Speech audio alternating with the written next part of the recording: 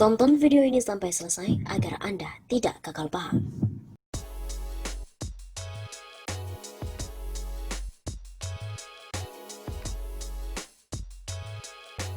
Ada menteri yang mau berkhianat? PDIP bilang yang penting arahan presiden jelas. Pernyataan mengejutkan dari kader Partai Gerindra Arief Puyono menyebut bahwa ada menteri yang siap untuk menggembosi kepemimpinan Presiden Joko Widodo dengan memanfaatkan situasi krisis dinilai mengada-ada. Politisi PDI Perjuangan, Hendrawan Supratikno, mengatakan bahwa Arief tengah berspekulasi dan bukan menyampaikan data valid. Dalam kondisi krisis, banyak orang yang stres dan terjebak dalam kebingungan atau teka-teki, sehingga berspekulasi membuat skenario aneh-aneh. Begitu ujarnya kepada kantor berita politik RMOL pada hari Minggu 13 September.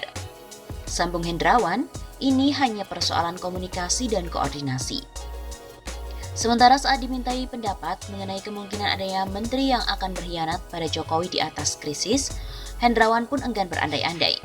Apalagi jika hal tersebut menimbulkan kepanikan. Yang penting arahan presiden harus jelas, jangan timbulkan kepanikan dalam kondisi seperti sekarang, karena masyarakat ini butuh informasi yang kredibel. Begitu katanya.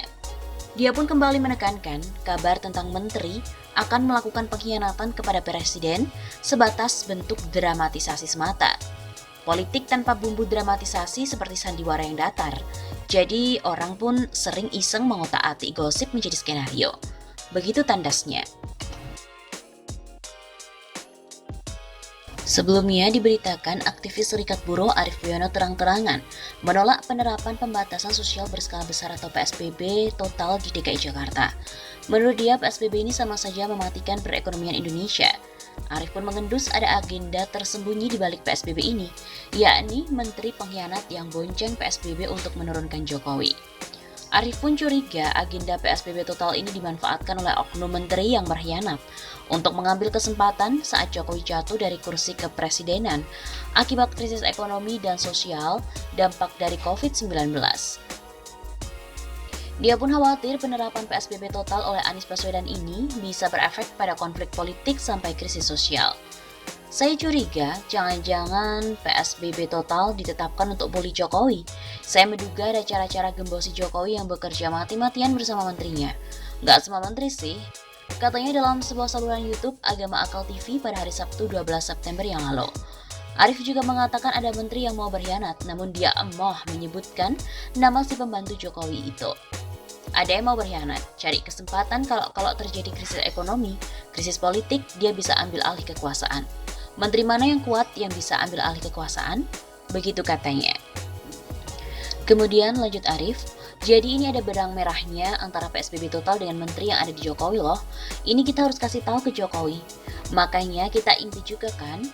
Wong Soeharto aja bisa diimpeach, dimaksulkan apalagi gubernur. Tapi percayalah kalau ada yang berani mengimpeach Kang Mas Jokowi itu akan berhadapan dengan aku dan kawan-kawan. Begitu ungkapnya. Dikutip dari RRI, kabar soal penggulingan Jokowi mengingatkan akan pernyataan dari politisi PDIP, TB Hasanuddin dalam wawancara bersama dengan Pro RRI. Dalam susunan kabinet baru, Oktober 2019 yang lalu, TB mengaku keberatan saat Jokowi memutuskan untuk mengangkat Prabowo Subianto sebagai Menteri Pertahanan. Menurut TB, keputusan Jokowi bisa menjadi senjata makan tuan, di mana jika negara dalam keadaan chaos atau tak menguntungkan, kekuasaan bisa diambil oleh Menteri Pertahanan. Menteri Pertahanan boleh mengambil alih dibantu oleh Menteri Dalam Negeri dan Menteri Luar Negeri. Dan itu ada di pihak sono, beber TB saat itu. TB menyebut dugaannya itu dinilai sebab ia pernah menjadi abdi negara selama 35 tahun dan hidup saat era Orde Baru, hingga ia tahu bagaimana membuat negara jatuh chaos. Cerigis tau aku kira rampung kok. Kalau kemudian senjata itu digunakan tidak pada tempatnya, kewenangan yang sangat besar dalam Undang-Undang Dasar 45 itu ya senjata makan tuan. Sebelumnya pun Arief meminta Prabowo Subianto untuk menyampaikan kepada Jokowi menonaktifkan Anies Baswedan sebagai Gubernur DKI Jakarta. Anies dianggap telah melanggar Undang-Undang Nomor 6 Tahun 2018 tentang kekarantinaan kesehatan. Pengumuman PSBB juga dianggap telah melangkahi Jokowi. Tak hanya itu, Arief pun juga menduga dana penanggulangan COVID-19 di DKI Jakarta banyak penyimpangan. Dalam satu kesempatan, Anies menginjak rem darurat soal PSBB total karena diharapkan bisa menekan angka kasus COVID-19 di DKI Jakarta yang semakin meningkat. Meskipun menuai pro dan kontra di masyarakat, bahkan dianggap bisa memperburuk perekonomian, langkah Anies justru diapresiasi oleh Satgas Penanganan COVID-19.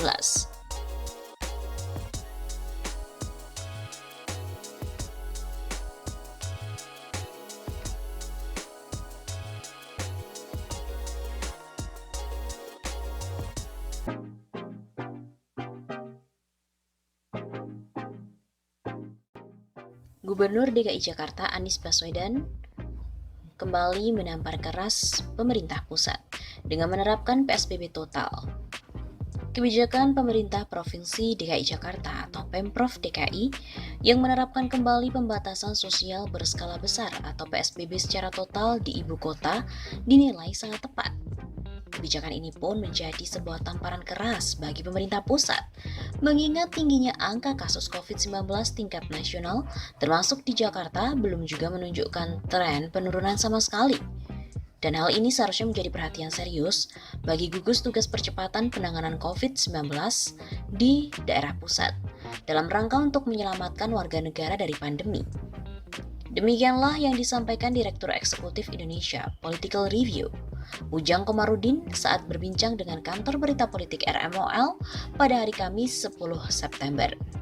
Hal ini menjadi warning buat pemerintah pusat. Hal ini menjadi tamparan keras, karena harusnya pemerintah pusat atau Satgas COVID-19 lah yang memperingatkan bahwa Provinsi DKI Jakarta. Dosen Universitas Al-Azhar ini juga menilai kebijakan yang diambil oleh Pemprov DKI Jakarta sudah seharusnya didukung penuh oleh pemerintah pusat dalam rangka untuk menyelamatkan nyawa warga negara, khususnya bagi warga DKI Jakarta.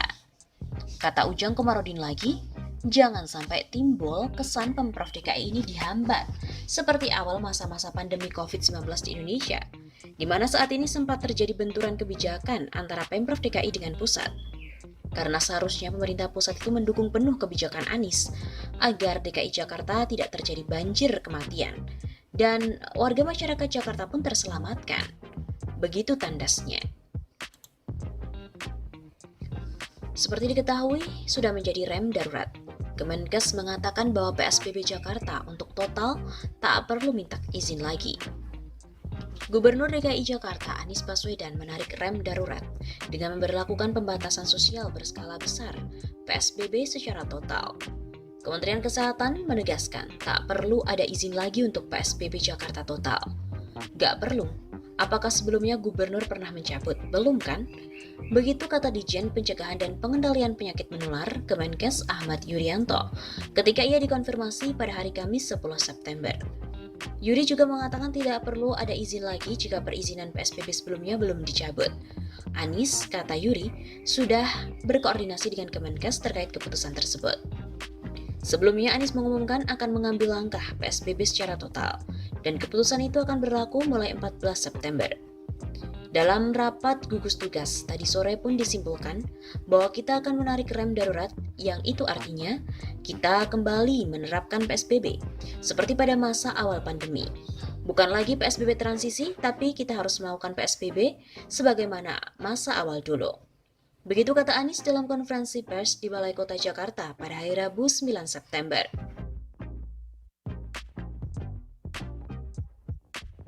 Semua perkantoran akan bekerja dari rumah, sementara untuk kegiatan perkantoran non-esensial harus menjalankan seluruh kegiatannya dari rumah. Prinsipnya pada hari Senin 14 September, kegiatan perkantoran yang non-esensial diharuskan untuk melaksanakan kegiatan bekerja dari rumah. Bukan kegiatan usahanya yang berhenti, tapi bekerja di kantornya yang ditiadakan.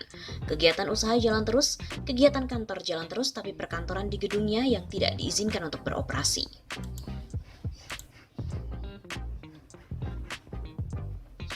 Gubernur DKI Jakarta Anies Baswedan akan bertemu dengan pimpinan pemerintah kota dan kabupaten di Bogor, Depok, Bekasi, Jawa Barat, dan juga Tangerang.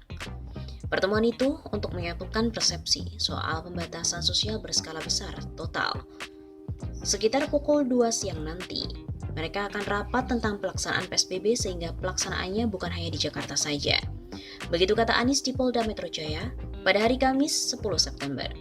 Pertemuan itu pun akan membahas detail kebijakan PSBB total Dia pun juga berharap seluruh pemerintah daerah di Jakarta bisa menindaklanjuti kebijakan tersebut.